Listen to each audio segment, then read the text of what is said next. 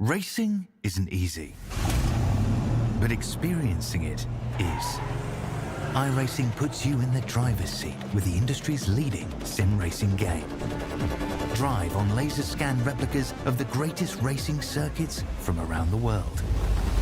Go head-to-head against other drivers chosen by skill-based matchmaking to ensure competitive racing at every level. Compete across all your favorite series. In officially licensed cars, engineered to deliver the most accurate driving experience possible.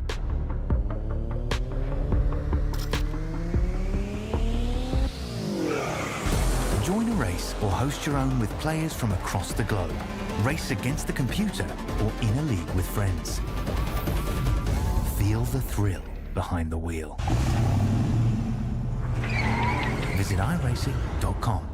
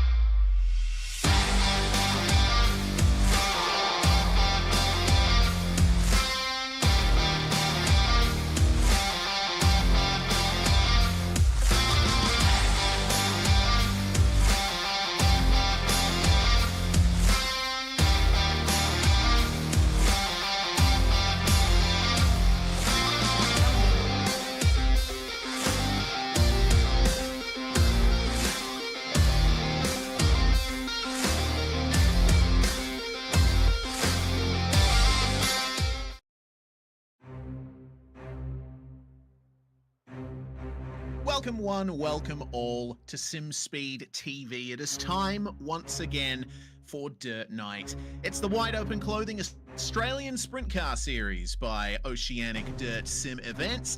The 9th round, the Apex Civil Solutions California Classic, live from Kevin Harvick's Kern Raceway. Going to California for the first time here in the dirt scene on iRacing. And it's going to be a fun night to be sure. Live on YouTube, Facebook, Twitch, and Kick, it's me, Reese Gardner, Scott Rankin, alongside me in the commentary box, with Jay Kennedy handling production behind the scenes. It's yet another new sort of stage here for us here, Scott. Never raced at Kern County here in the Oceanic Dirt Sim Events series. This is going to be a lovely new experience. Yeah, this one's going to be an interesting one.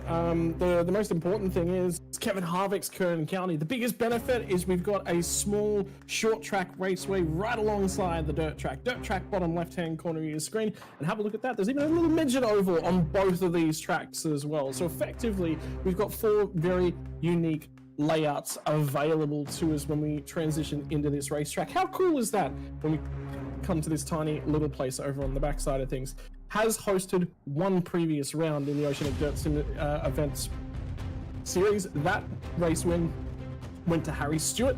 I get the feeling we're both about to learn a whole bunch, because this one, again, tight technical. It is slightly open at one end, slightly. There's a little bit of a difference at both ends, but yeah, this is going to be a unique one here for tonight's California Classic. Yeah, absolutely. Thanks for jogging my memory. We actually did do a race last year in the Oceanic Dirt Sim events, series of events. Well, standings coming into this round have shifted around once again coming out of round 8. Nathan Vanderwacker is still on top, but Clayton Davies only 5 points behind. Just an incredible run of results from Vanderwacker and Davies. And Ethan Winter is struggling to hold on to that gap there. He is getting pressured quite a bit by Blake Walsh there in the Synergy Sim Racing 97. Of course, Clayton Davies changing teams coming out of last round at Cedar Lake. It's his last round for Synergy Sim Racing. He's now part of Tanner Pettit Racing. So we'll see if that team transition will help Davies any. Well, I mean, it's always a big opportunity for him to get over there, and for Clayton, I mean, he's got the talent. We know that he's going to be very, very good no matter what he does and where he settles in. He's got a history there, he's got setups, he's got stuff to work from. That's the biggest thing that's certainly working in his format. 5 heats again, as usual, here tonight. Heats are all going to be 10 laps here. C main 12, B main 15, and then our usual top 10 reorder with a 40-lap A main. Big thing, though. Coming out of last round, we've now got the 1 drop round applied that you talked about in terms of those points. So that does mean that the results start to settle in. We're 8 races in. This is round number 9 of an 18 race championship. 3 rounds, 3 drop rounds across that duration. 15 must be counted. There's some really unique point scenarios starting to pop out. Nathan Vanderwacker has had 2 podiums across the series thus far. His worst result, get this, Reese, 11th. Every single other driver has had a night where they have failed to make the A main, except for Bradley Oldfield. Bradley Oldfield has either finished in the podium or his next best finish is 7th space. How cool is that? Right, we've got our top 5 covered by not very much, and all of them had vastly unique series. By the way, only 2 double-up winners so far in this season. 8 rounds in, 6 unique winners. That says we've got a great series this year, and I think the results definitely speak to that. Oh yeah, absolutely. It's just insane. The sheer competitiveness of this season. You know, it's always been exciting. It's always been tight in the standings in the ASC series, but 2025 just seems to have brought this extra element of closeness, of competition, of not really knowing where anyone is going to finish, and to evidently see more excitement here tonight. Incredibly tight dirt oval here at Kevin Harvick's Kern Raceway. And practice, just like that, is over. And we will move on through into Australian Speedway results qualifying. Let's see who gets the quick time. 4 minutes of qualifying where the drivers each get 2 laps to set their times for the heat grids. And almost surprised to see the number 9 of Joel Berkeley out there first. 9 for Joel. He's back at it after a little bit of a time away, and he's starting to come back into a vein of form. The biggest issue for him thus far has been qualifying. When he gets out there and he puts it all together, he tends to go to the top. So keep an eye on him as well. See if he can't improve in terms of his average qualifying results, because the man's definitely got pace. Absolutely. Finished on the podium at Cedar Lake, in fact, in the feature. So let's see what he can do from here. Trent Gosley, one of the drivers who's still looking for a good result to come out of a night of racing. He's suffered a lot of bad luck, has Trent. Brock Thompson out there as well in the number 61. He set some timesheets alight in the first few rounds of the season, but he struggled to really reach those heights since. See what he can do here at Kern, with currently 2nd in qualifying. Now 3rd is Bradley Oldfield, is the first driver to get within 0.04 of a second of Joel Berkeley's 11.967. Let's see how the fight works out here for Darcy Walker as well. He sets an 11.8, no, a 12.0. That is good enough for 3rd thus far. Still no one bettering Joel Berkeley. Berkeley's time was absolutely Berkeley's.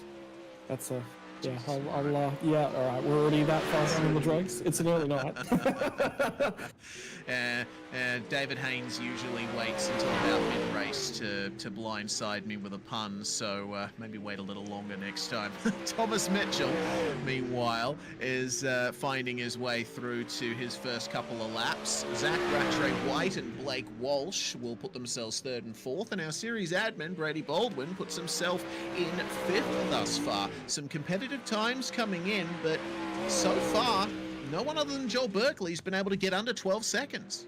We're still waiting though, so we're just past the halfway mark in terms of qualifying right now. Still waiting on Clayton Davey, Ethan Winter, Tim Ryan, Nathan Vanderwacker, all yet to set laps. Harry Stewart, he's got a lot to prove as well, Harry. We said, won here last year, so he knows he's got the complete package. He knows that he's definitely capable of putting it all together. But the big thing for him so far, only the single podium, 3 DNFs to talk about in terms of his championship thus far. And like I said, Tim Ryan's still yet to set it up. And for Tim, how poor is his 2025 going? If something can be a little bit unlucky for the X-Pro Series driver, it's basically been that way for 2025. Yeah, I have noticed that. It's been rare that Tim has been fighting up the front consistently and actually coming away with a victory despite netting himself a couple of poles thanks to the grid redraw. Ethan Winter, reigning champion, defending champion, third in the standings, going to set third in qualifying. Can he get under 12 seconds there, just riding the boundary? 12.004, exactly the same time down to the 1,000th as Bradley Oldfield. Looks like it's gone down to the 10,000th between them. Oldfield still classed ahead. Tim Ryan's first lap in, and it's a 12.1. Clayton Davies sets the same time as Joel Berkeley. It is a dead heat for the quick time. Yeah, and that is going to just about put it all together. Harry Stewart's the only one yet to put a time together. And I think for Stewart, he's missed out. So he will not be putting a time down in qualifying, but it is super tight at the top. 1,000 separates first and second, 1,000 between third and fourth. How good is this? Yeah, this is fantastic. Such close competition here at Kern. Darcy Wilson and Zach Rattray-White only separated by 100th of a second, and it's a bit less than 100th between Rattray-White and Matthew Gowans. 0.03 of a second between Blake Walsh and Nick Ryan, with Brady Baldwin another 100th or so back, moving further on back. Yeah, look at how close the times are. Norman and Summers only 1,000th separating them. Same for Tim Ryan and Daniel Boyd, and Ryan only managing 19th out of that. Nathan Vanderwacker, the championship leader, down in 27th in qualifying. See where that puts him when it eventually comes time for him to race in his heat. So many drivers have jumped in for this race, but we have to get through the McSlide race heats with Joel Berkeley and Zach Rattray-White on the front row for this one. Darcy Walker and Nathan Norman on row 2, with Vickers and Hobson in 5th and 6th. The Mr. 6th place meme is alive and well. Hadley Boyce and John Schultz will round out your field with Nash Granger on the final grid spot. Let's go racing. Yeah, this is going to be a good one. So the restart zone for tonight's racing is there's going to be two light towers over in turn 3 and 4, which is where we are right now. You can see them just out on the outside, and there's the second one. So basically between those two light towers on the outside of turns 3 and 4 must go sometimes between those 2 points out on the racetrack. This is a big opportunity. Remember, Joel Berkeley not necessarily had the year that he wants so far. There's a couple of drivers out here that would love to make a big statement. At the moment, Hayden Vickers is another one. He sits 42nd in points, by the way, Reese. I think he'd like to rectify that tonight. Let's see if he does. Berkeley leads us away here, but it looks like a better run from the outside on Zach Rattray-White there, who takes the lead out of turn 2. What a lightning start there from the Eclipse number 17. Berkeley will keep up the pace and remain in second, but Nathan Norman pressuring him for third. The transfer is alive and well, though. Darcy Walker and Brenton Hobson fighting over the right to get straight to the feature. Yeah, that's the big thing, isn't it? That top 4 spot. Darcy Walker's at our whole high speed at the moment. Brenton around the top. manages to lock down that position for a little while longer. John Schultz has had a surprise package thus far this year. The big two, we just mentioned Hayden Vickers all the way back and forth, getting the points as the paint starts to get traded. 78 Machina Schultz gets a little bit of a touch up from the 51 Walker. And the top two are starting to break away. Zach Rattray-White and Joel Berkeley fighting over the win for the first heat of the night, and Berkeley's trying to get a bit of extra pace through the turns here. He's flinging it in. Oh my God, that's some over-rotation there from Rattray-White. That was completely unexpected. He's fallen outside the transfer as a result, but he's not too far from Darcy Walker. Only got 4 laps left. It's 10 laps each for the heats tonight, and I think Rattray-White will be grateful for that. Is it just me, or does he look like he's a little bit under-fueled at the moment? Because he looks like he's lifting off major. There's something not quite right on board that number. Number 17, Machina Rattray-White, finally manages to find his way back to the top of the racetrack. Ahead of Hadley, Boyce and Vickers still going at it toe-to-toe. Nash Granger's dropped off the tail end of this one. Here we go. 2 more laps left to run in heat number 1 from Kern County. Berkeley with a dominating fashion at the moment. Here comes the 17 machine. Back underneath, we'll take that spot away. White flag will be in the air. Who's going to grab the transfer spot? Walker looks to be showing clean pair of heels, but here comes Rattray-White. He'll defend 5th spot. Joel Berkeley was looking for a strong start to the evening. He'll get it in heat 1. Brilliant stuff from Joel Berkeley. Such a bizarre spin from Rattray-White. Falls to 5th. So Berkeley, Norman, Hobson and Walker will move straight through to the feature. Just incredible stuff from those guys. Rattray-White found his way back past John Schultz to get into 5th, but it wasn't enough. He missed out on transferring into the feature by 0.4 of a second, with Boyce, Vickers and Granger finishing out our 9 cars there for the first heat of the night. Time for heat 2. Clayton Davies, second in the championship. We'll have Matthew Gowans alongside him. Daniel Grimshaw has Bentley Summers for company on row 2, with Paul Bryan and Nathan Vanderwacker rounding out your top 6. In 7th, Aston Hurley, with Thomas Mitchell and Harry Stewart rounding out our cars here. Now, the feature winner last time we were here at Kern, starting at the very back of the grid. This is going to be a tough fight for Harry Stewart. Yeah, and he's got some work to do. The biggest thing he needs to do is just to make sure that he gets out of this one and transfers out nice and consistently. Just sent a message off to Rattray-White just to find out what went on there. He basically said it was nearly like the track was soaking wet, turned in. The rear end just went away from him. So it was a little bit of inconsistency. I reckon he was a touch off the line. I reckon he might have... It's difficult because you would expect a driver of this level to not miss a turn-in point. That's something you and iRacing would do. You turn in a fraction too early, turn in a fraction too late. That's, drivers with talent, but not quite up there, not quite level with the consistency. So that makes me think that there might have just been a slight transition in the racetrack and something different that we didn't see. But yeah, keep your eyes on Stewart here. Yeah, another point to make is probably the way the banking changes down the circuit. It's definitely flatter down low than it is up top, so maybe he was just riding that transition wrong and it just flicked the car around with the weight transfer. But we'll talk more about that later, because we've got a start on our hands here for Heat 2. Clayton Davies absolutely blinding on that start, but things are getting interesting further back. Paul Bryan going to go 3 wide with Dan Grimshaw and Aston Hurley, and oh dear, the number 3 of Bentley Summers gets into it there with Nathan Vanderwacker at the back. Harry Stewart's already up to 6th. Well, the biggest thing is, Reese, did we throw the commentator's curse at Vanderwacker? Vanderwacker's made every worst result at 11, only once outside of the top 10. Tonight, he might be taking the big old ride down the alphabet as he cuts his way through. He'll try and steal away 7 spots. Managed to get past Mitchell. Stewart's on the move at the moment. We are going to end up with a massive fight for the back end here. Davies is looking comfortable. Big Owens has managed to go with him, but then comes the melee. Absolutely does. Plenty of melee here, and Aston Hurley at the front of this pack here, down at the bottom of the screen. I saw him almost have the same thing happen to him that happened to Rattray-White in the last heat. Just a massive snap in the middle of the corner. I think the same thing might have just about happened to Paul Bryan as well. So maybe Rattray-White isn't the only driver who will face that issue here tonight. Stewart looking right at that 4th spot here as Grimshaw and Bryan trade spots for the final transfer spot. Clayton Davies and Matthew Gowans are trading spots for the leaders. Well, it is on between the 10 and the 8. Well, there was contact between the 96 Mercedes Stewart, and I think Paul Bryan got a bit of it. Here comes Van der Wacker. They're going to trade paint. They're going to trade tyres at the end of this one as well. I reckon there's a right front that's no longer attached to the right car. They may have to go to the Stewarts. More paint traded. The 42 machine just barely hangs onto it. Here we go, Reese. It's just the heat. It's just heat number 2. Van der Wacker's gone from 8th in the opening laps. 2 to go, and he might just get a transfer out of this one. Oh, no, he won't!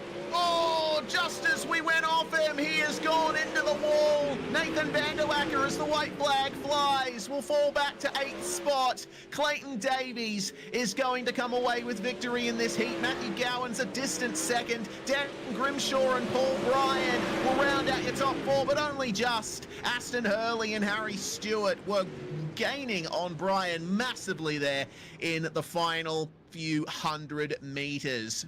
Wow, what excitement already from these heats, and we still have 3 to go.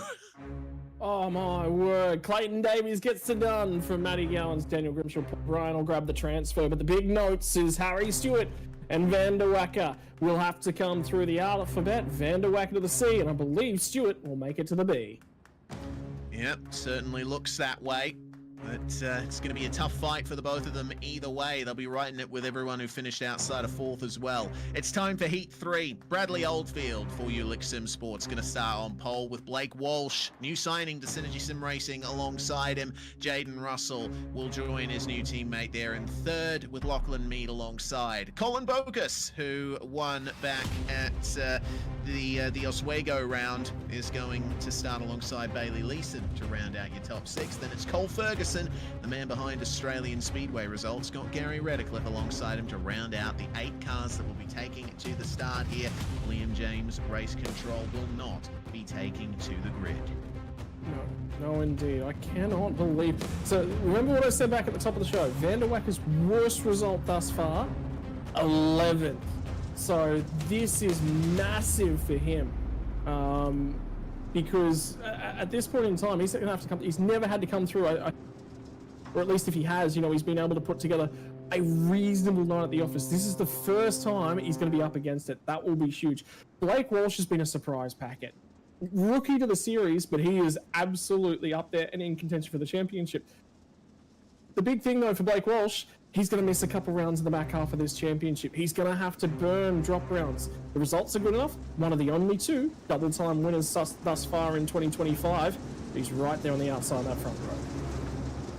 And the outside front row has gotten some good starts if they've been right on it versus the pole sitter. So this will be an interesting matchup here with Oldfield also coming away with some great results this season, a few podiums to his name and solidly in the top 10 of the championship. Here comes the green flag, and Oldfield gets a nice getaway. Already contact for 2nd place, and oh no, Blake Walsh and Jaden Russell, the teammates there, coming together, and they've both fallen down the order as a result. Walsh is still in 3rd, but Lachlan Mead is going to assume 2nd place, and Bailey Leeson holds on to the final transfer spot, but for how long? Big contact, Cole Ferguson and Gary Redcliffe, it seems, have come together there. Yeah, up and over for both of those guys. Now we'll have to keep an eye on whether they can manage.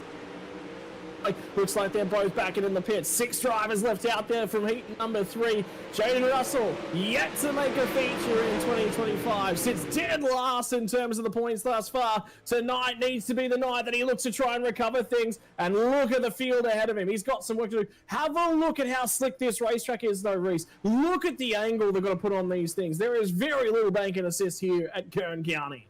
Yeah, and it's quite a narrow track as well. There's not much room for playing around with your line. You've got more drivers now trying to run the wall there. There seems to be some fresh dirt up there, but that they are scrambling to find grip already, and we're not even halfway through the night's action. This is going to be quite the interesting night, and there is yet more to come. Well, we're going to have 3 laps to go at the end of this lap. with Oldfield continuing to lead, and it's quite the lead. About a second over Blake Walsh, as he's still under pressure here from Bailey Leeson. Yeah, lap number 8 now with 10-7 in the books. Here we go for the back end of this one. Leeson is going to try and get to the end. Blake Walsh has managed to recover after a bad start. Sits second at the moment. He looks comfortable in terms of the transfer spot. Down to penultimate lap in heat number 3, and the battle starts to build for third spot on the racetrack, not fourth. But the problem for these two guys is take the transfer if you can. That will be what's going through their head. But in the meantime, Bokus is starting to lose the momentum. All of a sudden, Lachlan needs a touch closer. He's going to check him up out of the last corner. It's on. None of them can find traction on that right rear, but the transfer spot going to go the way of Bokus. And Bradley Oldfield comes away with one of the biggest victory gaps we've seen in all of the heats here. Well, we will see if there's any further than that, with the win going, of course, to Oldfield. Walsh, Leeson and Bokus are your transfers. Mead, Russell, Redcliffe and Ferguson will have to make their way through the alphabet there, and shame for Redcliffe and Ferguson especially. Time for Heat 4. Ethan Winter, car number 1, starts P1 with Nick Ryan alongside him. Nick Ryan, another new driver for Synergy Sim Racing. Oscar Ames is going to start alongside Tim Ryan, with Craig Dunn and Ayrton Smith rounding out your top 6, and it's Kobe Noonan and Trent Gosley rounding out your entire field. This is a good opportunity for Winter, Ryan, both Ryans really, as well as Ames. If they can get into the feature, that is half the battle done. But as we've seen, it's all really up in the air whether or not any driver makes the feature, considering how competitive this championship has been. That's been the big one, I feel, at the moment for Tim Ryan, because have a look at where he's starting on the outside too, and have a look at what just happened to the outside of row number 1 in that last heat. So yeah, action's starting to get quite aggressive up and out here. Oscar Ames, really impressed with him and the way that he's gone about things. He's a little bit further up the field in terms of, I think, where he would be expecting to be at the moment. Sits 10th in points, and not a bad job for rookies. We've got rookies in 4th, 6th, 9th, 10th, 11th, 12th, and 13th and 14th. There are 8 rookies inside the top 15 in points. What are the old guys doing? Come on, boys. You're the dark horses. You're supposed to be the guys with all the go. And you get outclassed by rookies this year, Reds. Yeah, big amount of drivers added to this championship, and it's really mixed things up. Well, see how they mix up the clay here at Kern for the 4th heat of the night. Great start from Ethan Winter. Oscar Ames briefly holding on to second, and he gets the traction on the inside and keeps second as Nick Ryan and Tim Ryan. Oh, no, okay, that's a lot of momentum lost. That's caused a pile up. Ames and Tim Ryan with Kobe Noonan involved as well. Noonan is out. He's lost all of his aerodynamic devices from that car and was on his roof. Oh, such a shame there. Well, turns out Ethan Winter is going to cruise from here unless Nick Ryan and Ayrton Smith have anything to say about it. Tim Ryan holds on to the final transfer spot, but look at Craig Dunn. He's coming. Yeah, the big thing was Ames got off the bottom. Watch this. The hole opens up. Oh. Tries to turn it back down the racetrack, but Tim Ryan's already there, buddy. I'm sorry. That's one of those things in dirt, though. That hole gets filled, so you cannot leave a hole. You cannot leave the door open. It just gets filled so quickly. It's very strange there for Ames. It's like the car just stopped. I didn't see any obvious slide or any kind of spin like we saw with Rattray White in Heat 1. Very interesting indeed. Well, hopefully we'll find out exactly what happened there. For now, Tim Ryan stands a chance of having to work his way through the alphabet for God knows what amount of times this season. He is under pressure from Craig Dunn, but a big slide from Dunn there coming out of turn 4. Ryan is doing the Ryan thing and holding that inside line very well. He's always been strong at worn-in tracks, at finding that little strip of fresh surface to use. I'm going to say there's probably a touch worth of damage on the Tim Ryan, because he might not be a great track, a great night for him in terms of things. So if he can get this transfer out, particularly after contact, he just got balked early on in the heat. sent back in, was trying to settle his way in, and realistically, he was stuck. Both the lanes were filled. So the problem that he had was trying to get it run down. Is Nick Ryan starts to come under a little bit of pressure from Ethan Smith. Etton's another one of those guys that's just surprising a little bit in terms of his strength and results thus far in 2020. Out on the final corner to the flag. Winter will transfer comfortably from Nick Ryan, Anton Smith. Tim Ryan will get the job done. He will go through to the feature here tonight. There'll be some work to do for the drivers behind. Absolutely will. Craig Dunn just missed out on getting in there. Trent Gosley, the last driver to take the checkered flag. We unfortunately lost both Kobe Noonan and Oscar Ames from that heat, and that's a real shame, especially for Ames, starting third in that heat. He's got a lot of work to do when it comes time for the C main and the B main. But before we get to that, we still have one more heat to run. And it's going to be Darcy Wilson who starts on pole position for this, with Brady Baldwin starting alongside him on the front row. Steve Duff is going to start alongside Daniel Boyd on row 2, with Brock Thompson and Jamie Stovall rounding out your top 6. Matthew Stables and Nick Mithen are row number 4. And that's going to be the final drivers who try to sort their way into tonight's final grid. Now, it's going to be difficult for me to pick a clear favorite from this one, because I think that we've seen strong performances from all of the drivers in this field this season. Yeah, I think the thing is, Brock Thompson probably think he's capable of being a touch further towards the front. Steve Duff as well, you would say that, you know, he's capable. Brady's had so much bad luck. I mean, the guy is basically trying to do his best Tony Hawk impersonations just about every other week thus far. So he's had 50% good results, 50% wall riding, and it's not really worked out for the number 7 machine. We'll try and lock it down tonight, see how he goes. But I'll tell you what, Reese, the commentator's curse was strong earlier. Maybe I just cursed it. All right, well, we'll find out for sure in just a few moments' time. Darcy Wilson going to control the start, with Duff and Boyd right behind them in the 15 and the 79 respectively. Power down, and away goes Darcy Wilson. But that's a huge slide coming out of turn 4. That arrested a lot of his momentum, and he doesn't have the gap that he wants. Baldwin is going to try and angle towards the inside here, and the top 3 is starting to break away from the rest of the field, seeing that there's quite a bit of pressure on Daniel Boyd. All 4 of the remaining cars right behind him as it's side by side between Brady Baldwin and Steve Duff. Oh, who's going to come away with it this time? Honestly, look at how even they all are. This is crazy. Yeah, there's just about nothing in it. Matthew Stables has only come from the rear. He's 5th at the moment, 6th overall in terms of points. So he is at 6 2024. He'd love to make sure that he can check off another box. Big contact. I tell you what, Stables got to the back of Daniel Boyd. That was a huge hit for these guys. Bring Brock Thompson back into the picture. And I tell you what, Brady Baldwin, I think, just had a big moment out and off turn for his. Might have been Steve Duff, actually. I think he might have been okay. Oh, huge. Wow.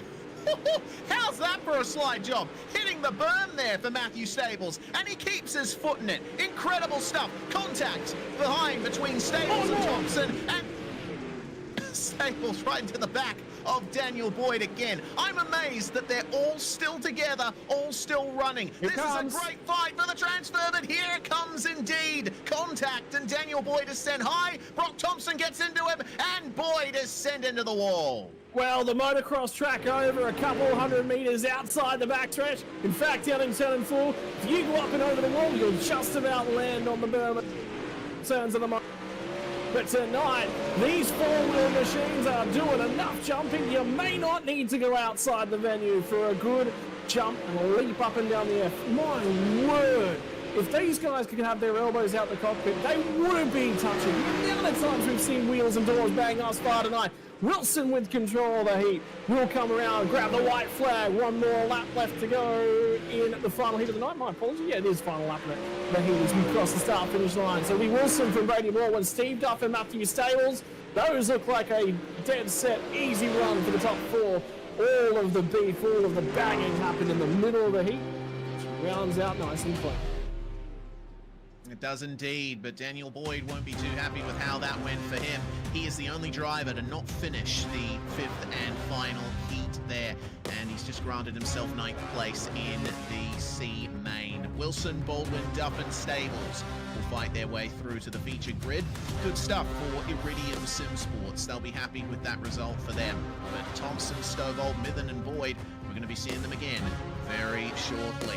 The C-Main, presented by Apex Civil Solutions Queensland, is going to have Thomas Mitchell starting on the front row with Gary Redcliffe. Kobe Noonan and Nick Mithen are your second row, with Vickers and Vanderwacker on row 3. Cole Ferguson starts alongside Oscar Ames on row 4. We have Daniel Boyd and Nash Granger rounding out the top 10, and Bentley Summers all on his lonesome there in 11th. Now, two drivers in particular sticking out to me here. Vanderwacker and Ferguson. Throw Ames in there as well. Those three drivers going to be starting outside the top 6 here. And remember, the top 4 from this one will transfer through into the B main. You finish outside the 4, you're going home. Well, yeah, this is crunch time. I said it on the podcast the other night with Brady. I don't know if that one's actually gone live to air just as of yet. But for me, Vanderwacker hasn't finished outside of a feature race thus far, and his worst result is 11th. So he's got room. Have this bad result, right? He's currently deleting the 11th place. He doesn't make the feature here tonight. Get credit effectively 11th place's points, and this round becomes his first drop round of the season. So he's got wiggle room for that, but that will allow someone like an Ethan Winter, like a Clayton Davis to start to close in on him. So for him, grab a couple spots, particularly if he can get all the way to the lead of this heat and transfer. That's a couple extra cars he doesn't have to pass in the B main as well. That's worthwhile thinking about. There's a couple cars at the head of this heat which are definitely a lot slower as they go for a launch. Thomas Mitchell didn't get the getaway he wanted there. Redcliffe, though, spins in front of the field, and that causes a pile up there. The 15 and the 81 involved in that. Hayden Vickers, oh man, if he didn't have bad luck, he wouldn't have any luck at all. He is sent to the back with Redcliffe there. Thomas Mitchell still leads the way, but the 88 of Nathan Vanderwacker is up into third, and Oscar Ames is in the transfer as well. That was the perfect first lap for those guys. Yeah, they got a little bit lucky. They were in the right lane time, so when all Columbus side of Nick Mithen, Mithen's not necessarily got the speed that he's necessarily looking for right now, so he'll to try and hang on and hold off Vanderwacker. If Vanderwacker can get to second, that will be a great result from a C main for him. For Amos, he's going to get the transfer out of the C. Can he make something happen out of the B? If these two guys start to fight each other up ahead, there goes the pass. Gets the job done. Vanderwacker to second. Oh, and very deep into the corner as well, so looks like the 44 going to keep his way through there. Bentley Summers and Nash Granger fighting over 5th and 6th behind. They can't quite get free of each other, and it looks like the opportunity to get into the feature is slipping away from them here, but all it takes is one incident further up ahead and they will be through. We saw that Gary Redcliffe has been black flagged by race control for his role in causing that incident, and Redcliffe has towed. So we see him join Kobe Noonan and Cole Ferguson in the retirements list for the C main here. So it's 4 and 4, make 8 the cars that remain. And Thomas Mitchell is jetting away at the moment. He's out to over a second in the lead. Vanderwacker, Mithen and Ames still round out your top 4 there, as the number 3 of Bentley Summers is struggling to keep the car straight. I think the biggest thing that Vanderwacker's doing right now is he's taking a read of this. He's going, right, I don't think that I can necessarily pick off any more spots. Let's get some laps in so that we know where to run straight away in that C main. So I know when I get clear, when I get a good lap, what can I do to start stretching things? The best thing that some of these guys can possibly do is go run the top, run the bottom, run the middle, run an overlap, run an under-over sort of line, run whatever you got to do, is just so you got that knowledge when you get into the next heat. Amos will get on the outside of Mithen right here, and I think he's going to steal that spot. Yeah, he's been trading spots with him for a while. Daniel Boyd is going to join them, though. Boyd getting sent into the wall in the final heat. He stands a chance of potentially getting into the transfer. The checkered flag is out, though, and his opportunities have run out. Thomas Mitchell takes the win ahead of Nathan Vanderwacker, and then it's Ames and Mithen that round out your top 4. Boyd just missing out by a few tenths of a second, with Bentley Summers, Nash Granger and Hayden Vickers rounding out your finishers. Gary Redcliffe retiring. Cole Ferguson, unfortunately, taken out of that one. Such a shame for him. And Kobe Noonan not able to make it to the finish either. It's time for the B main, thanks to SimWrap Market. Let's hear from them.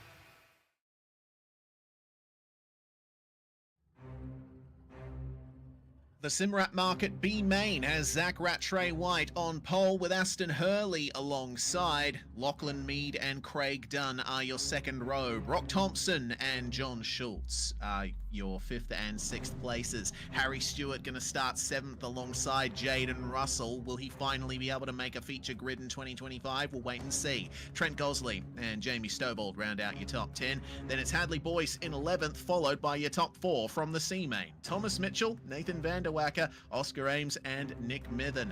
I mean, all 4 of those drivers, they will be fighting hard to secure their place in the top 4 here. They have to get into the feature if they want to keep their championships alive in the mid-season. Nathan Vanderwacker, I think, has the most pressure of all. Well, I think Vanderwacker is actually probably out of these guys, just with how, if the thing is, if he's aware. Because remember, one of the biggest things that happens in terms of these things, it's very hard to pick up worst round roll is, and very hard to pick up what it is relative to everyone else. But the biggest thing for him is he'll be thinking, yeah, this is another opportunity. Again, the way drop rounds work and how you want to maximize them is, well, if my worst result's on 11th and I get a 10th, not a bad thing as well. My worst result stays in 11th. So he's trying to buy the ability to have some nightmare rounds in the final 10 rounds of the season. So if he transfers out of here, that, all starts to happen. The big thing I think is keeping an eye on Harry Stewart for me. I think he's capable, and he's proven that he's capable of winning this race last year. So if he can get that transfer out, buys himself another ticket into the feature, but just with how this season's gone, I can't see him winning the feature from the back 2 rows. That's a big ask. Yeah, it's going to take a lot of things going Stewart's way if that ends up happening. And it's a really big if, because this is a tight and numerous field of drivers coming around the formation lap at the moment.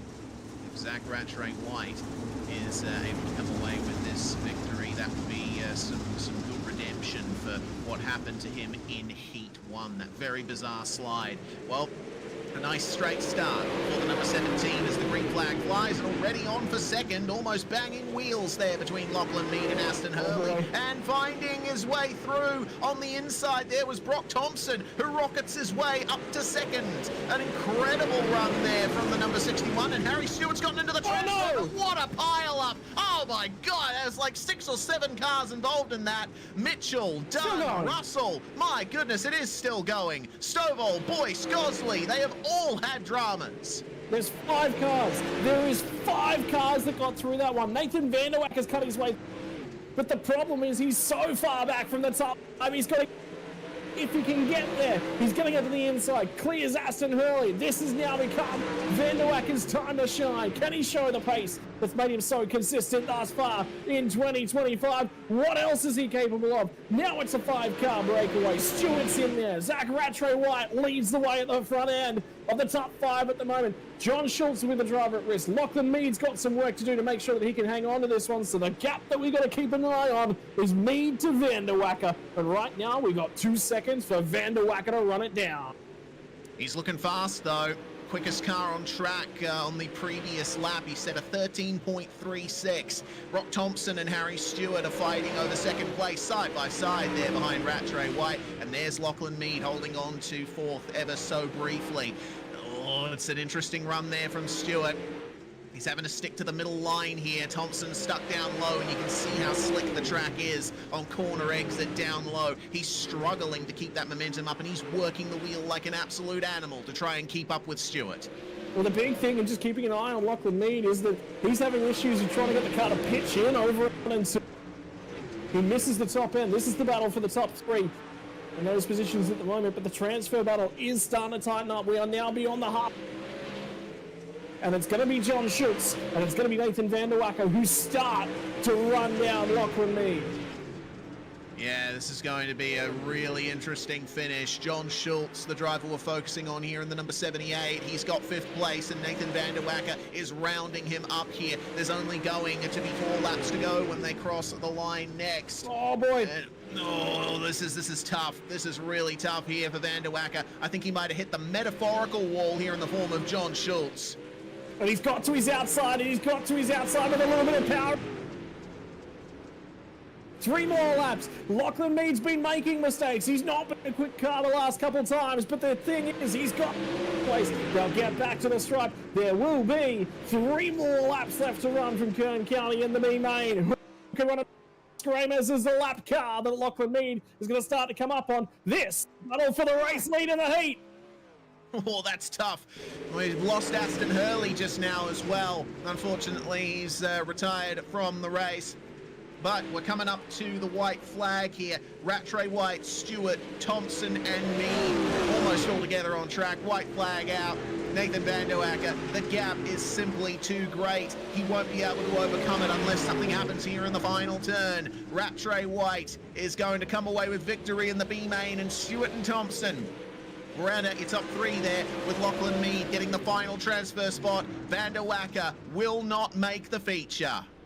Everyone in the top 5 now has missed out on a feature except for Bradley Oldfield, and Bradley Oldfield sits 5th in points. How interesting is that? This just seems to get, it's just continuing to get better and better and better. I cannot believe it. Yeah, this is the most insane season of sprint car racing yet that we've had here on SimSpeed TV. And I tell you what, the 360s, they're the cars we're running today, really turning it up at these nice tight tracks. I can only imagine how much carnage there would be if we had 410s here at Kern. We'll be having the 410s next up at Williams Grove on the 3rd of July. So look forward to that as we come up on the good old spinny wheel. It's time to decide the top 10 in the feature. Of course, the random draw deciding positions 6 to 10 first from all those who finished second in the heats, and then the heat winners will have their positions decided from 1st to 5th. The first of the drivers that we're going to be seeing here is the number 96 here. We'll have the driver Nathan Norman in with us here, waiting for the wheel to spin. It's going to be an interesting one here, Nathan. It's unclear to me exactly how much of an advantage the outside or inside has. So what would you prefer? Anywhere in the top 10, to be honest, with the form that I've had. So yeah, I'd probably take the inside for this one though. Looks like you're going to get it. It's 7th place for you. Well, that's going to be a good run for Nathan Norman. Next up is Matthew Gowans. And, well, we already have 7th place done, and one better than that, 6th would obviously be ideal for you. Yes, I'll take that. If that's available, I'll take it. Looks like you're just going to miss out on it. It's going to be 9th. 9th. That'll do. Inside. Cheers, mate. Yep, inside does seem to be strong here. Next up, Blake Walsh. Oh boy, this is going to be a tough one here, Blake. You know, you're running so well in the championship, but you're not going to be able to get into the top 5 on the feature grid. Obviously, a 6th place would be ideal to get you as close as possible to that. And it looks like you're just going to miss out. It is going to be 10th. Oh, we'll take it, mate. We've won from you before. We're just going to take it nice and easy and bring home some points. Seeing as Wacker didn't make the A tonight, so there's some ground to be made up. Absolutely, very good point. Not much opportunity for Van Der Acker to get more points from tonight. Nick Ryan going to be the second last of our first group to join us, and basically it's going to be either 6th or 8th. Whether or not you get the higher position, you're starting on the outside. It's just a question of whether it's going to be the former or the latter, and it will be 8th for you, Nick.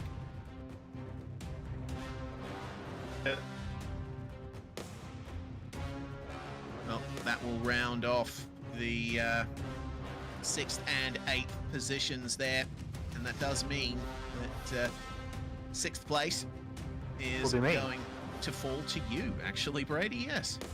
So yeah, not too bad. Didn't expect the results. Nice heat race, and 3 of us in the redraw for Synergy. Nick and Blake, we brought them on last week, so it's pretty cool. Have us in the redraw and Hobbo off 11. So we're hoping we'd draw 8, 9, and 10 and Hobbo off 11. So yeah, 6 would be good. Us 3, Nick and Blake on the outside row. So track's going to get reworked here, so it'll be interesting what the track does throughout the race. Hopefully it's a good one. Before you go any too far, Brady, I was just going to say, how do you feel knowing you've cursed Nathan Van Der Acker? That was you, wasn't it? No, that was you. I'm pretty sure. I'm confident that was you. I'm just gonna blame you anyway. But yeah, Thanks. it just shows how tough it is. So you know, we've seen Ethan and Clayton miss A mains this year too. So just shows how competitive it is. But everyone that's made the A tonight has deserved it. So yeah, see what happens.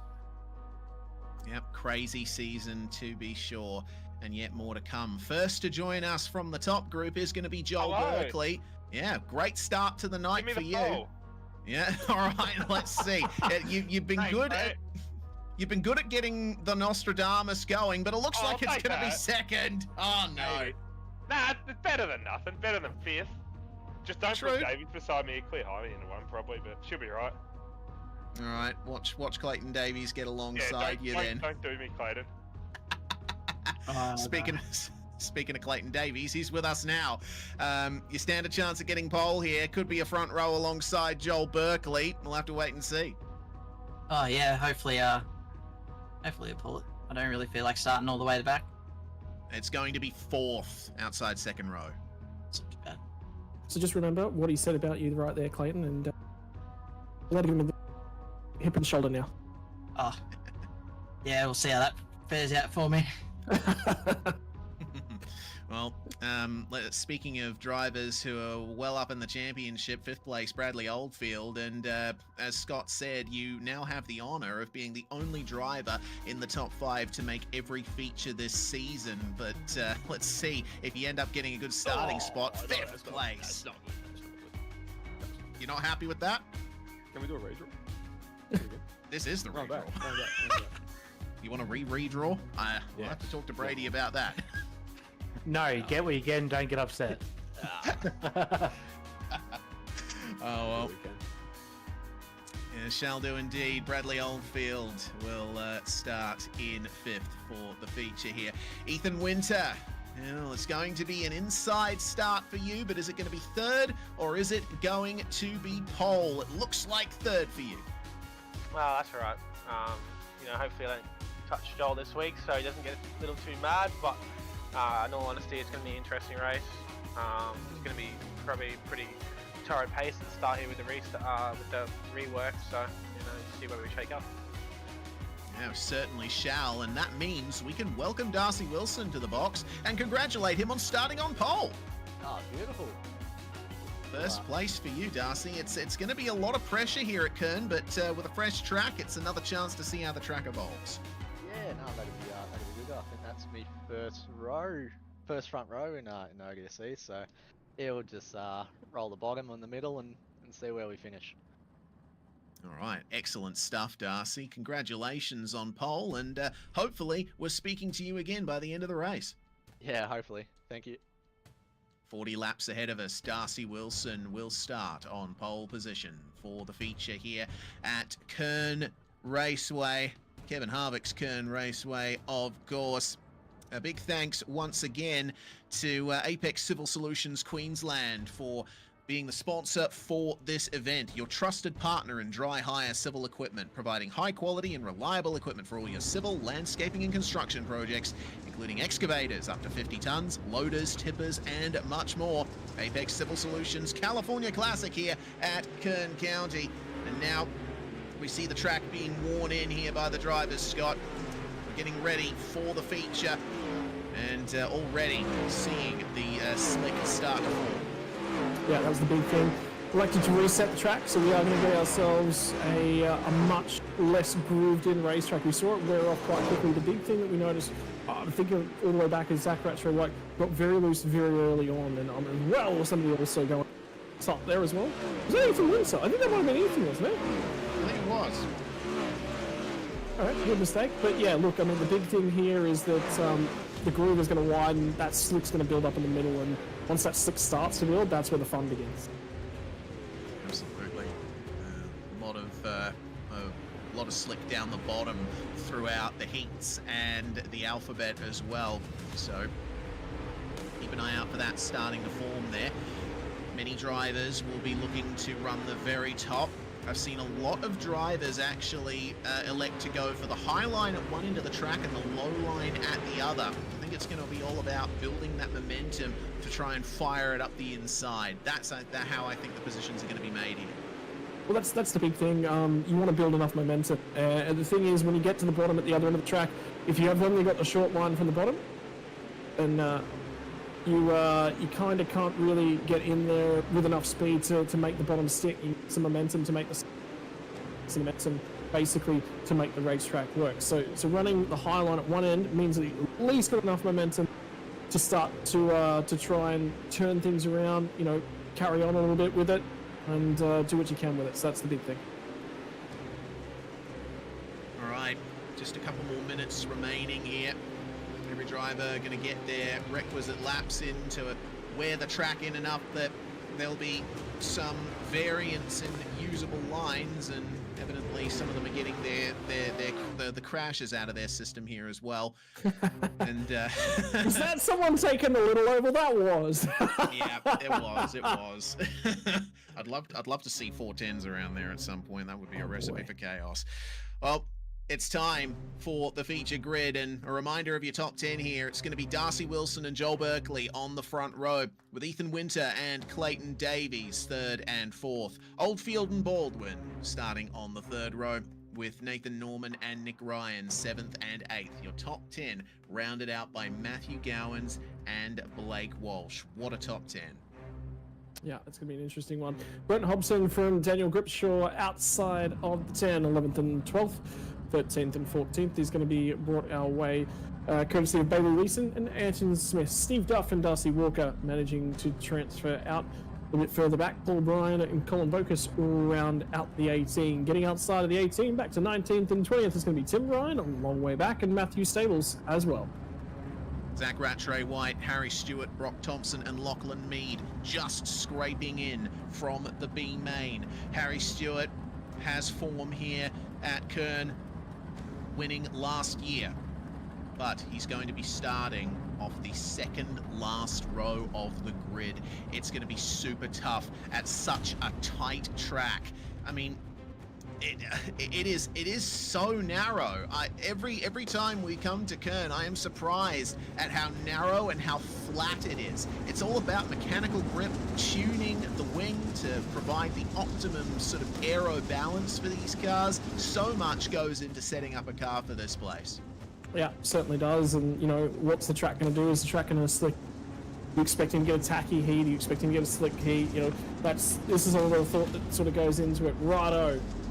Pace car's going to feed off as we get over down into 1 and 2. Down the other end of the racetrack, we're going to 40 laps here in the feature. Slick line just starting to build in the middle of the racetrack. And Darcy Wilson who leads us to the green flag, and Joel Berkeley's going to have a crack at him on the outside. Away we go then, power down, and the green flag flies for the Apex Civil Solutions Queensland California Classic here at Kern, and it's a great start from Wilson. The caution is immediately out though. Someone's had trouble, and it looks like it might be Blake Walsh. Yeah, and he's going to jump to the pit straight away and grab that fast repair, so he's already won. The big thing will be trying to see who went down the bottom with him. Did Tim Ryan manage to make some ground? I don't necessarily think he's managed to make a bunch of time, but yeah, it's going to be an interesting one. It looks like Walsh was the only car to ultimately be affected by that incident. He ran up against the wall on the way into turn 1 there, and Dan Grimshaw got into him and spun him around. Yeah, a little bit of damage, but he's actually come away from that one not too bad. Apparently it was just enough for him to consider going and grabbing that fast repair. He will come from the back. We'll see how he goes from here. So this will be the big one. Right, going to feed him back in double wide. The pace car will feed off yet again over here in 1 and 2. Didn't even get the completion of that first lap either. So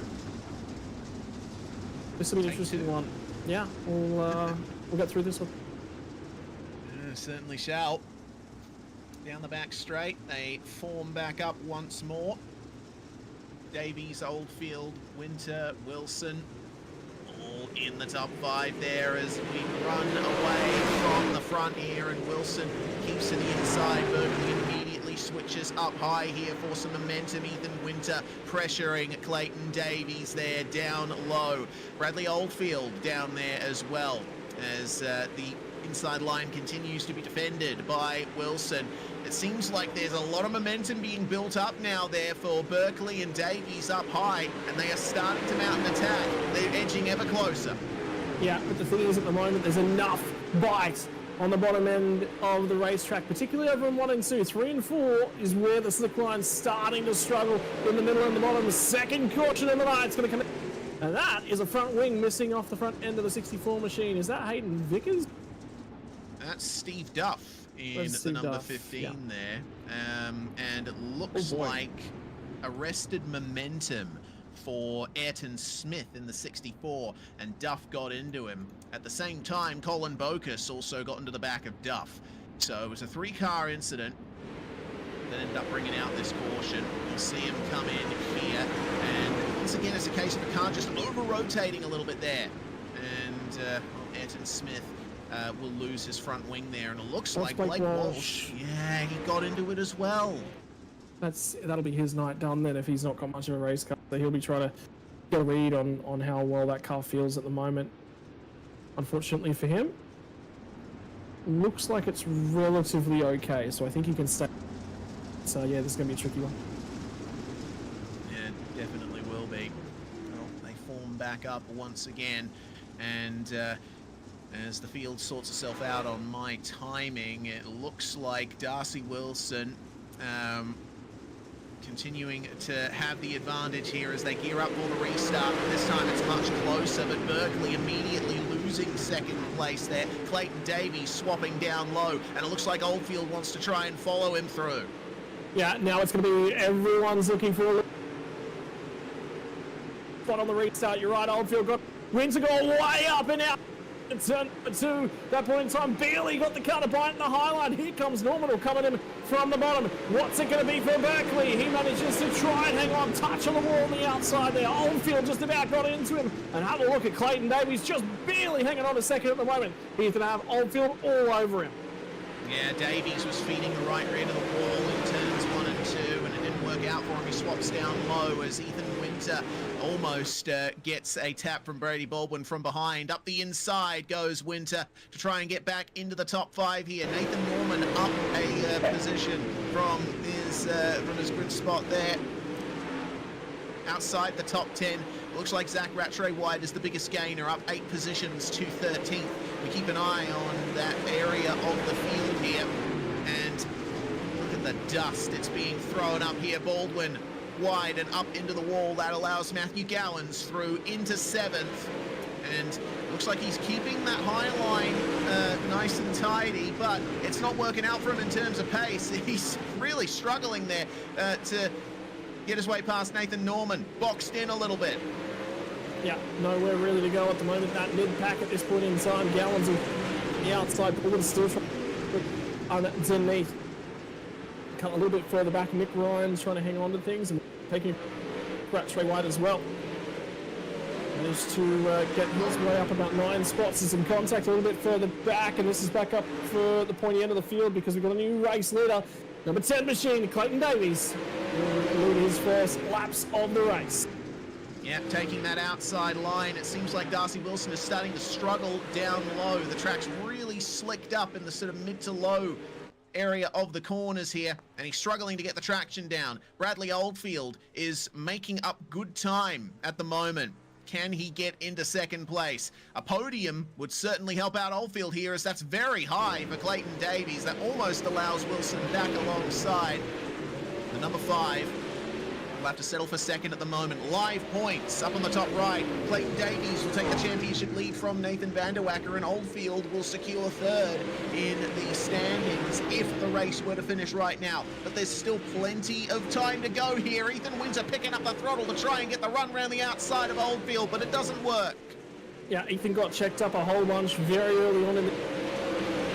Now to get those together. He's starting to come back at them a little bit as the BBS driver trying to get to the top side of the racetrack. Yet again, Berkeley is starting to slide back through the field. He's down to the bottom of the racetrack now, and that for 4th place. Bradley Oldfield desperately wants to get a tyre on the outside of Darcy Wilson at this point in time in the battle for P2. But I tell you what, Reese, here it comes. Halfway mark of the heat at the end of this next lap. Sorry, that feature. We're that deep in the race already. Yeah, we are indeed. And have a look at the track here from the aerial view. You see how much the slick extends now. So much darkness out there on the racetrack. Those lighter areas are where the drivers will be searching for grip, and it's being ridden very well there by Wilson and Oldfield. But Clayton Davies is starting to get away from these guys. He leads by nearly a second. So it is going to be a race for P2 here as Ethan Winter now joins the party here with Oldfield and oh, hello, the 051 of Darcy Walker there. That's a lapped car that they had to negotiate, and that spread them out again. Yeah, now it's going to be Bradley Oldfield again trying to get it outside of Darcy. There and this time by swings it back into the high side once again. The problem for Wilson is if he moves off that bottom line, he's just going to get too long because Oldfield's got out there, got in on his door and got the job done. Ethan Winter's going to step his way through, moves on the podium at this point in time, but so far no one looking to show anything to Clayton Davies, and they're starting to run out of time. Track is getting dusty, it's getting dry, and someone's going to mount a charge if they want to get to that number 10. The gap is ebbing and flowing at the front. Clayton Davies sort of hovering between 6/10 and 9/10 second gap. Back to Bradley Oldfield. Check back in here with Darcy Wilson, our pole sitter. He's fallen back to 5th. And Joel Berkeley is continuing to jet away there himself. Matthew Gowans challenging for the 5th spot. And we have the number 8 of Matthew Gowans in there as well. Lachlan Mead in the number 16. The next driver to fall a lap down. We have 4 cars off the lead lap as things stand. Getting worse. Yeah, certainly is. Tim Ryan, though, working his way up to 16th. He would have wanted a bit more of a run up the field than this. They're side by side behind. That's Grimshaw and Staples going at it for 16th and 17th. And Brock Thompson just holding off the likes of Zach Rattray White. Thompson up 12 positions, Rattray White up 11. These are the hard charges you're looking at the moment. And Harry Stewart's right with them as well, up 10 places. It's not going to be our last or first challenge, unfortunately. We're deeper field. I don't think it was quite last. But you're right, he is up a number of places at the moment. This battle pack is phenomenal, ferocious, 3 wide as they get down through the 3, and Stewart not quite able to take it away. Has managed to check the momentum though. Oh, Brock Thompson, I tell you what, it's going to be Harry Stewart who feeds the right rear into the fence. Checked up Colin Boker's back up to our race lead. Starting to become tighter and tighter. That margin was nearly out to 3/4 of a second at one point in time. Bradley Oldfield says, hello Clayton, remember me? Time for a race lead and going to be a mistake from the number 10. Here we go. They both check up. That brings Berkeley, Wilson, Winter and Gowans right into it. Our top 6 are all together on the racetrack at the moment, and they're going to have 7 laps to go when they cross the line next. This is going to turn up to be an insane finish. Oldfield, oh, he's looking for it, isn't he? He's looking for that inside line. Look at Berkeley. Look at the run out of the corner there from the number 9. Now they're all trying to squabble over that bottom line because Joel Berkeley found a grip. Apologies, Darcy Wilson finding some speed down there. Gets checked up. Little bit of a touch from Oldfield. Here comes Berkeley back the top step. Gets out there, high, wide and handsome. Puts one on the number 51. And here comes the outside pole sitter from Joel Berkeley. Can he do something? Can he take it to Clayton Davies? Here comes the Horde of Hornets race. We got 5 to go. And they're all under a blanket. Berkeley into the fence. No! Oh, that arrested his momentum a little bit, but it seems to be this run here through turns 1 and 2 where Berkeley is strong. Just look at the power down, the traction that he gets there. I think Clayton Davies has got the breathing room he needs. Berkeley is struggling through 3 and 4. The problem is he can't go any lower. Caution! The yellow flag is out! Oh, here we go. Don't you Leeson. do this. My heart can't take it, Reese. This is going to be a blockbuster. This is going to be awesome. Bailey Leeson will be the cause for caution. We get ourselves a restart. I think we're going to have 3 to go on the restart here. And line them up. Here we go. Oh boy, let's see what brought out that caution. So Zach Rattray White and Bailey Leeson were battling side by side. Leeson, unfortunately, sliding a bit too much in the middle of the corner and came down a bit as Rattray White was coming up. And wheelie time, Leeson gets into the wall and loses his wing, goes tumbling over, and oh, he got a big hit there too. Who was that? It was one of the blue cars down the back, so the two blue cars back in that It was Tim Ryan. It'll be Tim Ryan and Brenton Hobson, yeah, so it's Tim Ryan. There you go. Wow. Yeah, honestly, you talk about Tim Ryan having bad luck this season. It seems like a lot of the incidents he's had has been a car crashing in front of him and him having nowhere to go. Here's the view from him. Yep, where do you go? And Tim Ryan's disastrous 2025 continues. Here we go. All right, here we go. That's a single file restart here with 3 laps remaining. And Joel Berkeley going to struggle to hold on to second place there as the run happens from Darcy Wilson and Ethan Winter. Clayton Davies executing that restart perfectly. Already has the gap out to 0.6 of a second. 2 laps to go, and the yellow's back out again. We're going to get it, and unfortunately, last time winner Harry Stewart is in it, and he might just be done for the day. Yeah, looks like it. He was struggling to keep it out of the wall, unfortunately.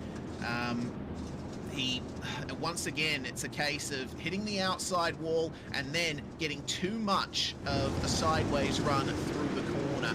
Here's Stewart on the restart, and he made up so many positions in this race. He was on for an all right finish, all things considered, just too high, hits the wall, and then up, and it continues from here.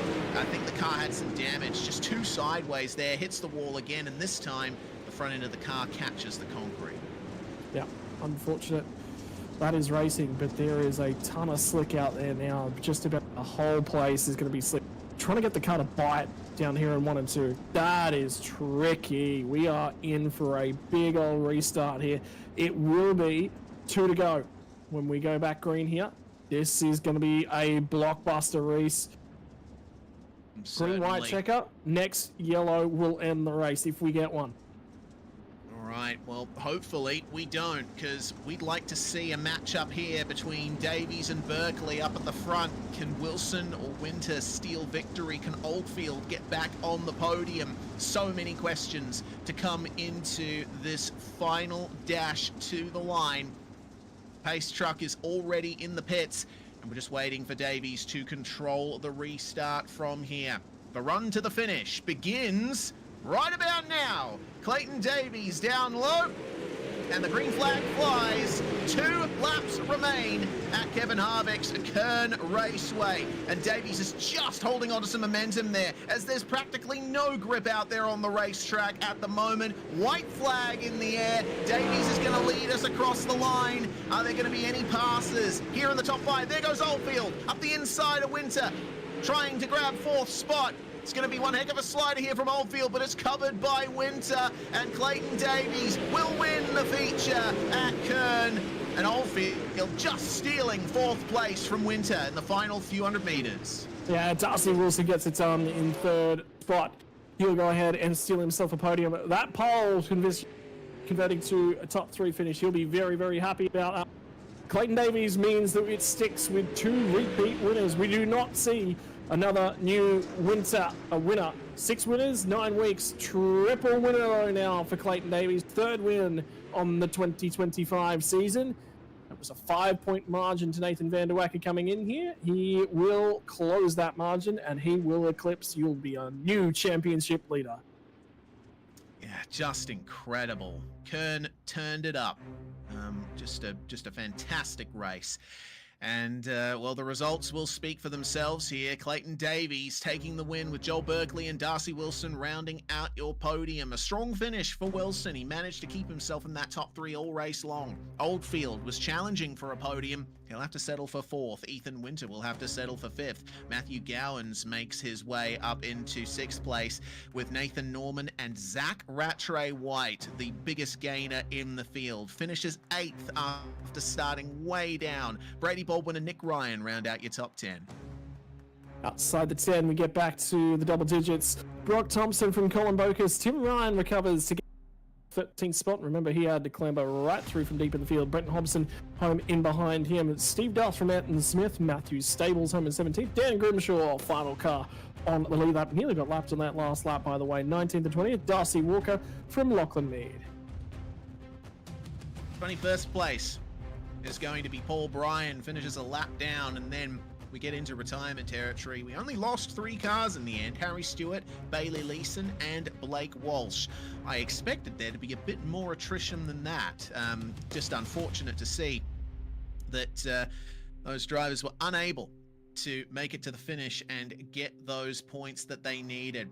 Well, it's time for a chat with our podium, and we're going to start things off here with Clayton Davies. Man, what a drive, Clayton. Starting where you did and fighting your way up. It must have been tough, especially as the track slicked up towards the end. Yeah, definitely. It just kind of clicked on me that I needed to pull it into gear and actually have a go for once, instead of just sitting back and waiting for the last 15 or 20. And it was actually, I was kind of skeptic about this track because it's kind of pretty narrow and some weird lines that there might have been a caution fest. And to go so far with the green flag run, I was really stoked. And I'm actually, I'm out of breath. I'm absolutely wrecked after that race. It was actually awesome to have a good battle with all the guys in Ulick and Ethan there. So I'm absolutely rapt to get the win. That was awesome. As you should be in the first outing for your new team at Tanner Pettit Racing. It's a great way to start your career with them. Yeah, exactly. I can't thank them enough for bringing me on and giving me this opportunity. Like, those guys have been so supportive of me, and yeah, to definitely get them a win on my essentially the first appearance in that car is awesome. And yeah, I can't thank them enough. Well, a fantastic job from you, Clayton. You are the championship leader now coming out of this round. Is there anyone else you want to thank before we let you go? Yeah, of course. First off, I'd like to thank Brady and ODSE, Liam and Brad and all the race control. You guys putting on the broadcast, the series sponsor, Wide Open, and the round sponsor. Yeah, I'm absolutely wrapped with it. And for all the sponsors on the team, Tanner Pettit Racing, Tanner's been an absolute gun with supplying me with these new setups and just advice and stuff like that. Jimmy P, Mac Tools, 1425 Photography, Aces Up Sim Sport, CD Simtography, Trackside Collective, Blake Carrick Race, and Atlantic Oil, Western Machine Shop, and yeah. Well, a big thanks for joining us, Clayton. Congratulations once again. We'll see you in a couple of weeks at Williams Grove. Awesome. Looking forward to it. Yeah, I'm looking forward to the Grove as well. I'm sure Joel Berkeley is going to be looking forward to the next round, but he also got a second here at Kern, stood by with Scott Rankin. One short still. Joel, mate, I mean, it's been a tough 2025. There's been one good result at least to look forward to on the season, but mate, tough, unfortunately. There was moments there in that feature where you had the margin, where you were pushing on, where you just get to the outside of the guys ahead of you. You just never quite able to close that deal. Yeah, just made one too many mistakes. We had a pretty good car, just had to wait for the track to evolve, and I just made one too many mistakes when we got second and had a shot at Clayton, and once the yellow come out, it sort of just locked down around the bottom and couldn't really do anything. But he did everything right to be in the position where he was when the yellow came out, so credit to him. And yeah, I'm stoked. We're all happy we've all got pretty fast hot rods right now. Mate, talk to us a little bit about that track transition, because earlier on it looked like the track was developing a little bit, but at the same time it wasn't getting dusty. That feature, all of a sudden the track just dried out really quick, and visibility became a little bit of a problem too. Yeah, it dries out really quick here for some reason. It just dusts off, and yeah, you do struggle to see following a car into the corner. And I think it's just one of the things with iRacing, their updates, that they think adding dust on a slick track's the greatest thing in the world, but it's not. But you just got to deal with what you got, and all part of it. Just got to adapt to the conditions you get for the small updates we get. In terms of things, we'll take the small updates indeed that we can get. Like Brady said to me the other night that not necessarily been the best series over the last couple of years, but you're big, you're back, and you're back on top of the podium, mate. Second, is the confidence starting to come back your way? Yeah, I feel like we've had a pretty good run as of late. When we do some laps and get our stuff together, I think we've probably been pretty decent every race we've done the last 4 or 5 races. So just got to keep doing what we can do and trying to fall back in the championship. I don't think we've got much in the drivers' championship. There's trying to give Brad a teammate for the team's championship so we can have a crack at that come the end of the season. So we'll just keep doing what we're doing and see where we end up. Mate, finally, who would you like to give a thank you and a shout out to for getting it to number 9?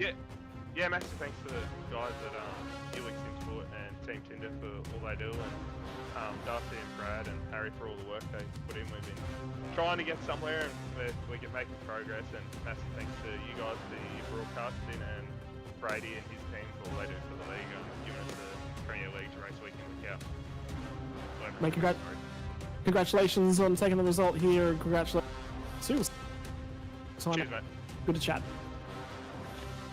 Joel Berkeley will celebrate that podium, and another celebratory podium here for our pole sitter, Darcy Wilson. Well, I said we hope we could talk to you by the end of the show, and we are, Darcy. You were right in the thick of it. Yeah, that was actually a really good race. I think that reset definitely helped with the feature track.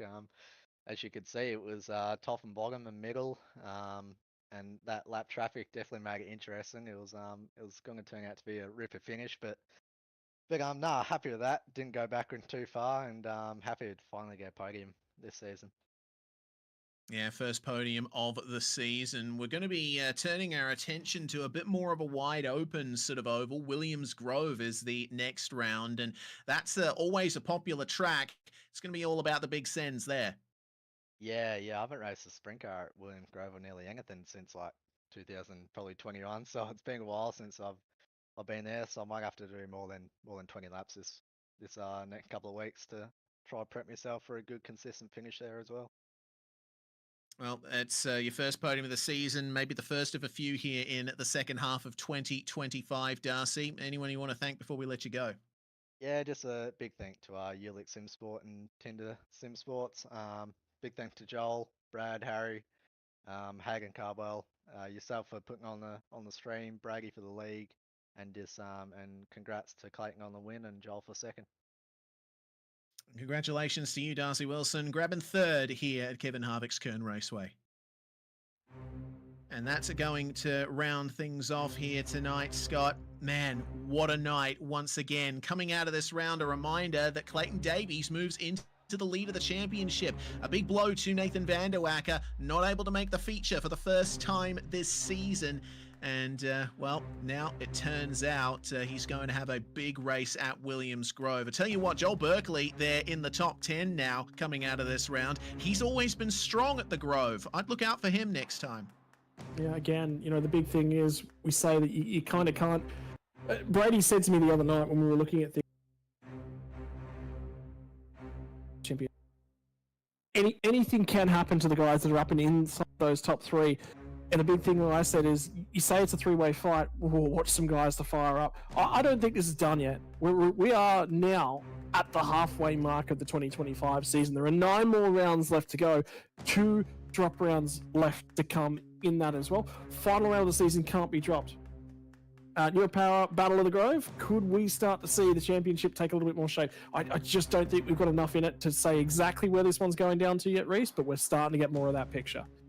Yeah, we certainly are. The painting is half done, and will it ever be finished? Every artist says they never finish a work, they just stop working on it. Let's see if that turns out the same here in the ODSE Wide Open Clothing Australian Sprint Car Championship Series. 410s up next in 2 weeks at Williams Grove in Pennsylvania. It's going to be a massive one, and you'll be able to catch it here on SimSpeed TV. I'm Reese Gardner, Scott Rankin alongside me in the comms box, and Jay Kennedy behind the scenes. A big thanks once again to Apex Civil Solutions Queensland for sponsoring the California Classic here at Kern Raceway. We'll see you next time. Racing isn't easy, but experiencing it is. iRacing puts you in the driver's seat with the industry's leading sim racing game. Drive on laser scan replicas of the greatest racing circuits from around the world. Go head-to-head against other drivers chosen by skill-based matchmaking to ensure competitive racing at every level. Compete across all your favorite series. In officially licensed cars, engineered to deliver the most accurate driving experience possible.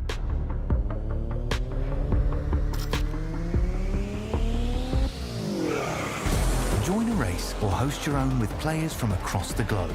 Race against the computer or in a league with friends. Feel the thrill behind the wheel. Visit iRacing.com.